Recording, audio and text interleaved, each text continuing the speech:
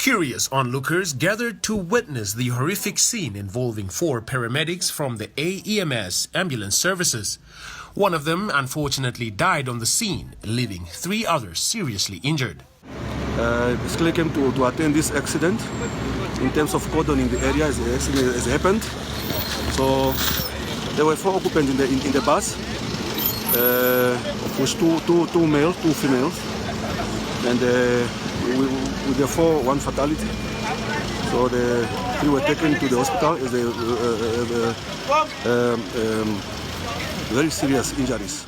The violent collision occurred between 13 and 1400 hours, which according to Sergeant Johannes Mvula from the Windhoek City Police is a rush hour, as motorists speed to get to their desired destinations. The rush hour accident kind of thing, and what should happen is that people should limit their speed, especially during a rush hour, and you should always concentrate on your road when you are driving. Basically, happen is the municipal, of course, as municipal police, we will notify the relevant departments or to clean up the wreckage. Sean O'Deer from the Namibian Marshal Rangers was also present at the scene, and he described it as tragic and unfortunate. We've lost a really good medic. We've got another 2 that I know of. We transported 1 patient to Lady Pohamba Hospital in critical condition. We hope she's going to make it. We're going to go and check up on her just now.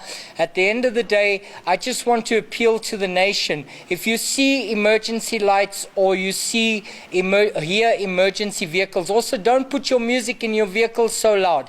Just move slightly to the left. Don't move your head, because then you leave the back still in the lane. Move slightly to the left, and also oncoming traffic, move to the left. That leaves a middle passage for emergency services. People don't seem to know what to do. They brake, they go to the right, they do silly things. Please, people, it's a common sense to and it's road regulations. It's in your learner's book. Just slightly to the left, make way, we'll pass in a few seconds, and then you can carry on with your journey.